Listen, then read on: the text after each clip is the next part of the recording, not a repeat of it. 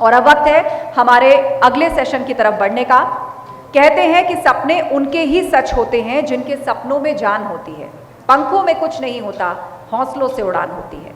हौसलों से आसमान छूने का सपना देखने वाले युवाओं को पंख देते हुए उत्तराखंड को एजुकेशन हब बना रहा है ड्रीमर्स एड्यू हब। कामयाबी के आसमान में कैसे तय हो रही है सपनों की ऊंची उड़ान और ओवरऑल डेवलपमेंट के साथ किस तरह देवभूमि की युवा शक्ति बना रही है अपनी अलग पहचान, जानने के लिए अब हम बढ़ते हैं अपने नेक्स्ट सेशन की तरफ, जिसमें बातचीत करेंगी हमारी सहयोगी भारती सकलानी, जिनको मैं स्टेज पर इन्वाइट करना चाहूंगी। बतौर पैनलिस्ट इस सेशन में शामिल होने के लिए मैं अनुरोध करती हूं ड्रीमर्स एड्यू हब के डायरेक्टर मिस्टर हरिओम चौधरी जी से। आप मंच पर पधारें और इस सेशन को आगे बढ़ाएं। हरिओम चौधरी जी, जोरदार तालियों के साथ उनका स्वागत कीजिए।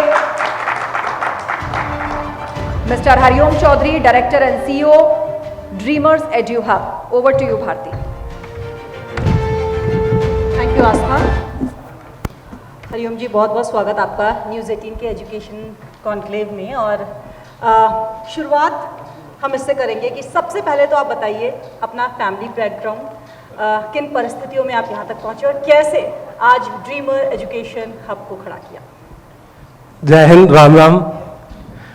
बात शुरू करने से पहले इस भारत देश को स्वतंत्रता दिलाने वाले सभी शहीदों को मैं नमन करना चाहूँगा। मैम, आपने मेरा फैमिली बैकग्राउंड पूछा, बहुत संघर्षों से भरा हुआ रहा है। 1 साल का था तो माँ का देहांत हो गया और फादर इस सदमे को झेल नहीं पाए तो वो घर छोड़ के चले गए। दादाजी ने पढ़ाई में, पालन पोषण में सारा सहयोग किया। और मेरी लाइफ का जो चेंजिंग मोमेंट था वो था मेरे एक टीचर्स, जिनका मैं अभी भी बहुत सम्मान करता हूँ। होता क्या है कि बचपन में बच्चे, हमारी एज के बच्चों ने तो बहुत क्रिकेट खेला होगा, तो हमारे गांव में जो टीचर्स थे वो संडे को भी ढूंढ लेते थे हमें ग्राउंड में जाके कि भाई कौन कौन खेल रहा है। तो एक दिन ऐसी मेरी घटना साथ हुई, तो बच्चे भाग जाते हैं जनरली टीचर्स को देख के ना। मैं भागा नहीं, मैं वहीं रुका। तो सर ने उस टाइम मुझे कुछ नहीं कहा, लेकिन स्कूल में जब मैं मंडे को क्लास गया तो आज भी मुझे याद है, उन्होंने मुझे बुला के डायरेक्टली, गांव में लोग अनफिल्टर्ड होते हैं, बहुत प्यार से बात नहीं करते, आजकल तो टीचर्स बहुत प्यार से बात करते हैं। तो उन्होंने कहा तेरी माँ नहीं है, तेरा बाप नहीं है, क्या करेगा तू, क्रिकेट तेरे को खाने को देगी, पढ़ाई पे ध्यान दे। वो उस मोमेंट पे मुझे लगा कि यार ये मतलब कितना निर्दयी टीचर है। मैं बच्चा था, लेकिन मैंने वो पल होता है ना कि ठीक है अब आपको ही जवाब देना है। तो आज तक वो मोमेंट मेरी लाइफ में, आज यहाँ तक मैं पहुँचा हूँ, जो भी मैं कर रहा हूँ, उस पल को और उस टीचर को मैं कभी नहीं भूल सकता। तो संघर्षों से भरा हुआ जीवन था मैम, लेकिन अभी यहाँ तक है। अच्छा, आपने इंजीनियरिंग की और उसके बाद आपके पास बहुत मौके थे, कॉर्पोरेट फील्ड में आपके पास मौका था। क्या रीज़न रहे आपने वो नहीं चुना और एक ऐसा एजुकेशन हब खड़ा किया जहाँ लाखों करोड़ों लोगों के सपने साकार हो रहे हैं? मैम, फौज में जाने के लिए जनरली कहावत है कि सबसे बड़ा स्टेट तो उत्तराखंड है, लेकिन गांव के लोग जो होते हैं वो फौज को बहुत प्यार करते हैं। और जनरली बच्चों का सपना होता है कि मुझे फौज में जाना है। रूरल बैकग्राउंड्स में अगर देखा जाए तो 10वीं क्लास तक मेरा भी सपना था कि मैं भी एक फौजी बनूंगा या आगे फौज में कुछ ऑफिसर्स बनूंगा। लेकिन मेरे साथ किस्मत को कुछ और ही मंजूर था। तो मैथ्स का पेपर देके मैं वापस लौट के आ रहा था। हमारे टाइम में हम साइकिल से पेपर देने जाते थे और गद्दी से उठ के साइकिल तेज चलाने के लिए खड़े होकर साइकिल चलाते हैं। तो मेरी उस टाइम पे चैन उतर गई और मैं गिर गया, तो मेरी हड्डी टूट गई। तो उस टाइम पे मेरा फौज में जाने का सपना वहीं ख़त्म हो गया, लेकिन पढ़ाई अपनी जारी रखी। और जैसे ही मेरी इंजीनियरिंग कंप्लीट हुई तो मुझे एक ख्याल आया कि चलो मैं तो नहीं जा पा रहा हूँ, लेकिन क्या मैं कुछ ऐसा कर सकता हूँ जिससे ऐसे बच्चे जो फौज में अधिकारी बनने का सपना देख रहे हो उनके लिए कुछ कर सकूँ। मैंने रिसर्च करी तो मैंने पाया कि देश में IIT के, नीट के इतने सारे कोचिंग इंस्टीट्यूट हैं, मैं नाम भी नहीं गिना सकता, मतलब बहुत बड़े बड़े ब्रांड्स हैं। लेकिन डिफेंस फोर्सेज में आज से 5 साल पहले, 10 साल पहले आप देखोगे कोई बड़ा ब्रांड नहीं था। लेकिन आज मैं गर्व से कह सकता हूं कि देहरादून में, उत्तराखंड में, आज आपका प्रोग्राम की थीम भी है कि उत्तराखंड के एजुकेशन सिस्टम को कैसे डेवलप किया जाए। 28 स्टेट के बच्चे अभी ड्रीमर्स एड्यू में मैम पढ़ रहे हैं। अच्छा, जोरदार तालियां। हरिओम जी, मैं ये समझना चाहूँगी कि, और अपने दर्शकों को भी ये बताना चाहूँगी कि जब ऑपरेशन सिंदूर हुआ तो उसके सम्मान में SSB फ्री किया आपने? बिल्कुल मैम, ऑपरेशन सिंदूर नहीं, जब पहलगाम में हमला हुआ था और हमने सुबह, आप सभी लोगों ने भी टीवी खोली होगी या पेपर जैसे भी या फ़ोन से पता चला होगा, तो उस टाइम पे हर एक देशवासी को वो गहरी चोट लगी थी कि ये क्या हो गया।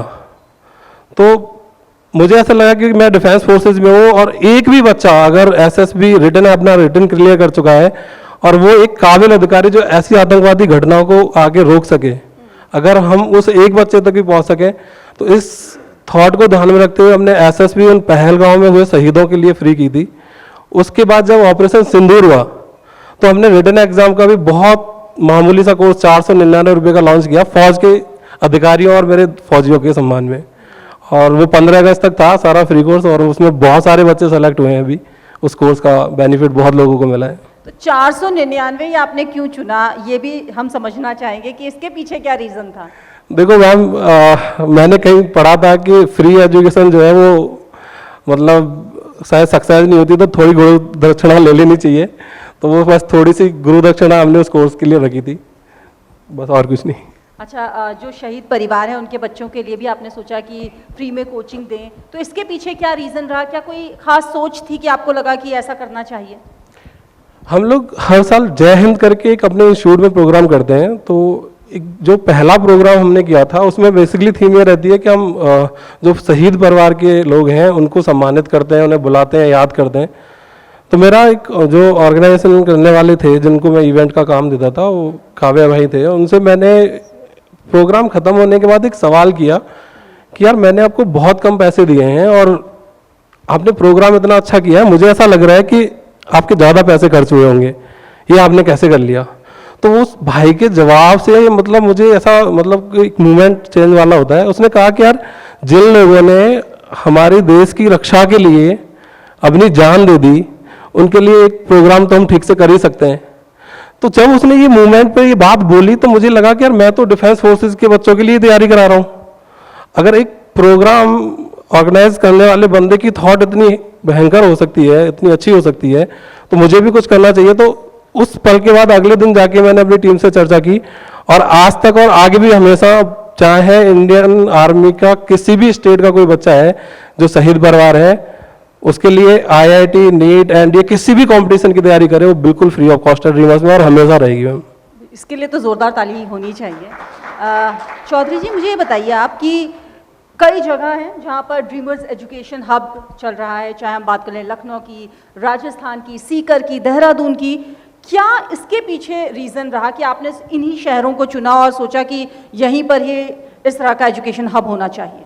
मैम, हमारा प्लान इंडिया के 28 स्टेट में आगे जाने का है। अभी जहाँ बहुत अच्छा हम कर रहे हैं, 4 स्टेटों में गए, इसके पीछे यही है कि हर एक बच्चा जो देहरादून आने में किसी वजह से असमर्थ है, तो बाकी अपने घर के पास रह के भी पढ़ सके। तो हम लोगों को ड्रीमर्स एडू हब बनाने के पीछे भी यही प्लान आया था कि खबरों में देख रहे हैं कि बहुत सारे सिटीज़ में सुविधाएं अच्छी नहीं मिल रही हैं और 15-15, 20-20 हज़ार रुपये दे के बच्चे ऐसे कमरों में रह रहे हैं जो हाथ फैलाने पे भी ख़त्म हो जाते हैं। तो ड्रीमर्स है जो बेटर हॉस्टल्स, बेटर एजुकेशन और एक मतलब घर जैसा माहौल देने की हम कोशिश कर रहे हैं, तो यही है। अच्छा, एक जो टॉपिक है उसकी चर्चा हर जगह हो रही है कि जो ड्रीमर एजुकेशन हब है, 1 महीने के अंदर 35 बच्चों का सिलेक्शन एनडीए में होना और उसमें 6 बेटियां भी शामिल हैं, ये कैसे सक्सेसफुल हो पाए? मैम, इसके लिए मैं अपनी पूरी टीम को धन्यवाद देना चाहूँगा। अभी नेक्स्ट एनडीए एग्ज़ाम आ रहा है और पिछले 15 दिन से मेरे सारे बच्चे और सारे टीचर्स पूरी रात पढ़ा रहे हैं। तो एक इकोसिस्टम हमने क्रिएट किया है डिफेंस फोर्सेज में अधिकारी बनने के लिए, चाहे एसएसबी ग्राउंड चाहिए, चाहे आपको जीटीओ चाहिए रिटायर्ड अधिकारी, चाहे आईओ, चाहे साइकोलॉजिस्ट, 11 लोगों की टीम है जो अभी लेटेस्टली फौज के DIPR क्वालिफाइड अधिकारी हैं, वो ड्रीमर्स के पैनल टीम में है और वो बच्चों को लगातार तैयारी कराते हैं। रिटन के लिए भी हमारे बहुत अच्छे आंकड़े आए हैं, अभी 535 से ज़्यादा बच्चे सेलेक्ट हुए। लेकिन SSB की जो टीम है हमारे पास, वो वही टीम है जो अभी कुछ दिन पहले SSB इंटरव्यू ले रहे थे, अभी वो जस्ट रिटायर हुए और ड्रीमर्स का अभी वो हिस्सा है। तो पर्सनली आप ड्रीमर्स एजुकेशन हब में जो बच्चे हैं उनसे जुड़े रहते हैं, क्या कोई खास वजह है या कोई किसी बच्चे की ऐसी कहानी है, चाहे वो लड़का हो लड़की हो, जिससे आप प्रभावित हुए हैं, आप शेयर करना चाहेंगे? बिल्कुल मैम, यहाँ जितने भी लोग बैठे हैं वो समझ सकते हैं कि कोई कहानी अगर इंस्पायर करती है तो वो अपनी से जुड़ी हुई जैसी होनी चाहिए। एक बार अभी 1-1.5 साल पहले की बात है, मैं अपने ऑफिस से निकल के जा रहा था तो एक पेरेंट्स फीस सबमिट कर रहे थे, हमारे जो फीस काउंटर है, मेरी निगाह जब उनके फीस सबमिट करने पे गई तो वो 10-10 के नोट वहाँ काउंटर पे दे रहे थे। तो मुझे लगा कि कुछ इंटरेस्टिंग है, आज तक मैंने ऐसा पेरेंट्स नहीं देखा कि जो 10-10 रुपये लेके आए। तो मैं उनके पास गया कि सर कैसे, और उन्होंने मुझे पहचान लिया। ड्रीमर्स में हम कुछ फिल्टर्स लगाते हैं एडमिशन लेने से पहले कि कहीं ऐसा तो नहीं कि बच्चे को ज़बरदस्ती भेज दिया माँ बाप ने।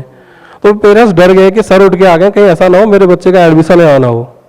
तो मैंने उन्हें समझाया, नहीं नहीं बताइए अब क्या है। तो वो जो पेरेंट्स थे वो 3 साल से मैम पैसे जोड़ रहे थे रिक्शा चला के अपने बच्चे के लिए।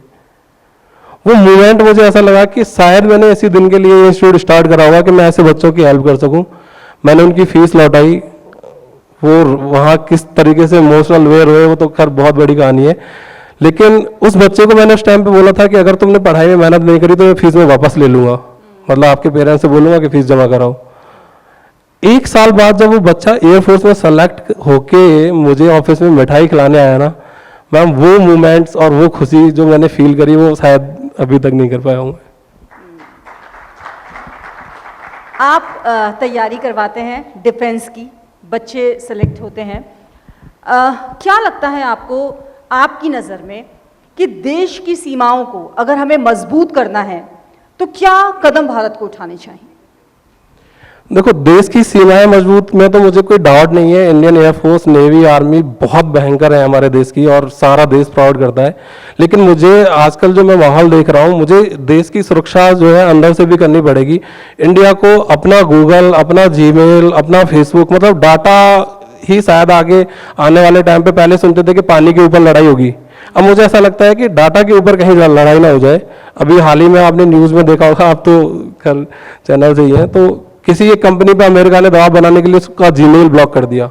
तो हमें अपने देश का, जैसे हमारा पड़ोसी देश है चाइना, हमें बिल्कुल बाहर की कंपनियों को बैन करना पड़ेगा और अपने देश के डाटा वाले सारे ऐप्स खुद के बनाने पड़ेंगे हम।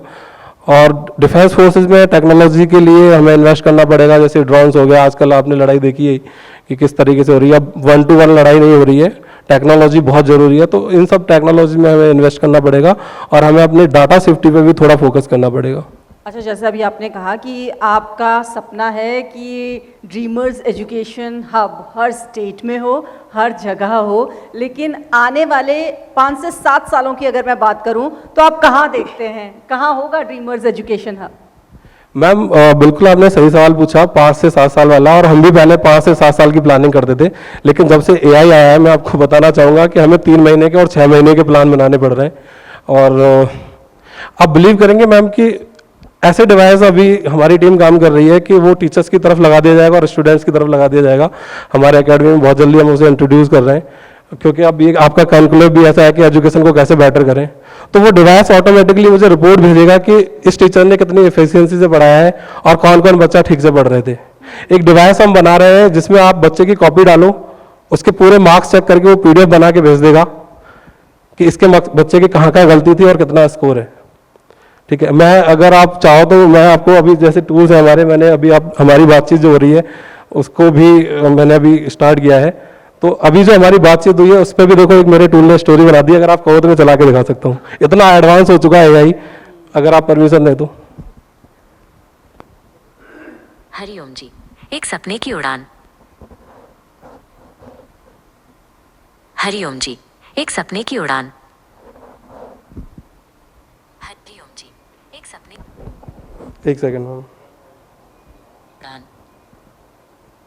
हरिओम जी, ये पूरी स्टोरी बन के आ गई मैम जी। आप कैमरा मैन भी दिखा सकता है, जो भी स्टोरी है कंप्लीट। ये जो हमारी बातचीत हो रही है इसकी डेफिनेटली देखो, इसने कितनी शानदार स्टोरी बना दी। इतना एडवांस्ड है आजकल तो बहुत एडवांस है ये। अभी मैं अगर चलेगा तो चला के भी दिखा दूंगा। एक सपने की उड़ान। हरिओम जी, कुछ टेक्निकल फॉल्ट है, थोड़ा लेकिन सा स्टोरी network पूरी का आ issue चुकी है, जो स्टोरी पूरी बन चुकी है। अभी हमारा चलते हुए इंटरव्यू पे इसने हमारी बातें सुन के स्टोरी बना दी है पूरी कंप्लीट। तो आगे अगर एजुकेशन को इम्प्रूव करना है तो हमें एआई को डेफिनेटली यूज करना पड़ेगा एजुकेशन सिस्टम को सुधारने के लिए। और वो डेफिनेटली अब आने वाले टाइम में, मैं तो अपने बच्चों से भी घर में बोलता हूँ कि पढ़ाई भी करो मैथ्स के साथ साथ, और गेम खेलना बंद करके आजकल एआई सीखना स्टार्ट करो।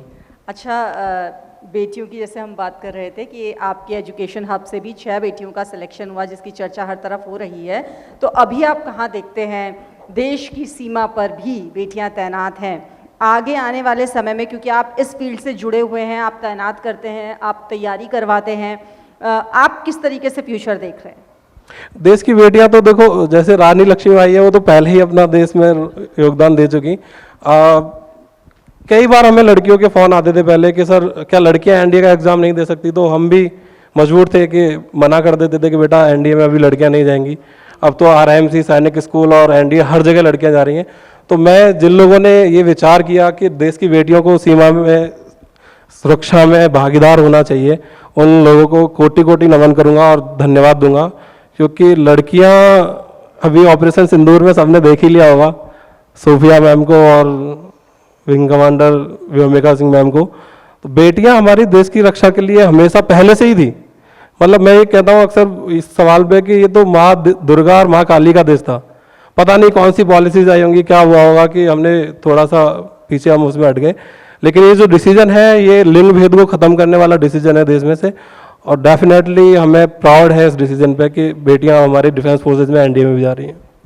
सिलेक्शन के बाद भी आपसे बच्चे कनेक्ट होते होंगे, क्या बताते हैं, कैसी बातचीत होती है? क्योंकि आप पर्सनली कनेक्ट रहते हैं उनसे, उनके साथ एक रिश्ता बन जाता है, तो क्या कैसे कनेक्ट रहते हैं उनसे आप? मैम, मैं आपको ये बताना चाहूँगा कि मेरी जो ऑफिस है उसमें कोई गेट नहीं है। पूरे इंस्टीट्यूट में से मेरा ऑफिस ही ऐसा है जिसमें दरवाज़ा नहीं लगा हुआ है। इसका मतलब ये है कि मैं हर एक स्टूडेंट से मिलने के लिए हमेशा अवेलेबल होता हूँ। सारे काम मेरे बाद में होते हैं। जो इंस्टीट्यूट में जो छात्र पढ़ रहा है वो मेरे लिए सबसे टॉप प्रायोरिटी है, और सारे बच्चों को मैं एकेडमी में पर्सनली जानता हूँ। और आगे मैं आपको एक और चीज़ बताना चाहता हूँ, जब हम न्यूज़ पढ़ते हैं या कहीं ऐसे खबर सुनते हैं कि कंपटीशन एग्ज़ाम की तैयारी करने वाले बच्चे ने आत्महत्या कर ली, तो उससे ज़्यादा खराब एक एजुकेशनिस्ट होके कोई बात लगने वाली मुझे नहीं लगती कि कुछ होता होगा।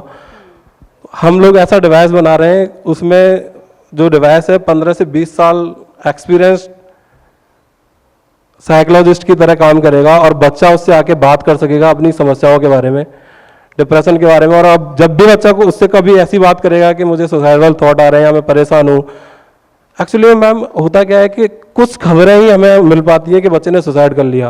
ये कंपटीशन जो है तो कितने सारे बच्चों को जिंदा लाश बना देता है। हर रोज डिप्रेशन रहता है, टेंशन रहती है, मेरा सिलेक्शन होगा या नहीं होगा। तो हर एक एकेडमी को, हर एक यूनिवर्सिटी को इस चीज़ पे भी काम करना चाहिए कि अगर बच्चा डिप्रेशन में है तो उससे उसको कैसे उबारा जाए। तो अभी तक तो मैं पर्सनली सारे बच्चों से मिल रहा था, लेकिन बहुत ही जल्दी 1 महीने के अंदर ड्रीमर्स में हम एक डिवाइस लगा रहे हैं, उससे बच्चा अपनी आके सारी समस्याएं सॉल्व करेगा और वो बिल्कुल मेरी तरह जवाब देगा। और अगर कुछ हार्ड लगेगा हमें उसकी बात में, कन्वर्सेशन में, तो उसका मैसेज मेरे पास आएगा कि अगर कुछ जैसी वो टफेस्ट बात करता है कि सर मेरे सुसाइड करने की इच्छा हो रही है, मैं नहीं कर पाऊंगा, मैं परेशान हूँ, तो उसको हम पर्सनली जाके फिर मिल सकें। बहुत अच्छा लगा आपसे बातचीत करके, आपके शून्य से शिखर तक के सफ़र को जानकर, समझकर, और आगे जो आपने फ्यूचर प्लान्स किए हैं ड्रीमर्स एजुकेशन हब के लिए, उसके लिए आपको बहुत बहुत शुभकामनाएं हरिओम चौधरी जी।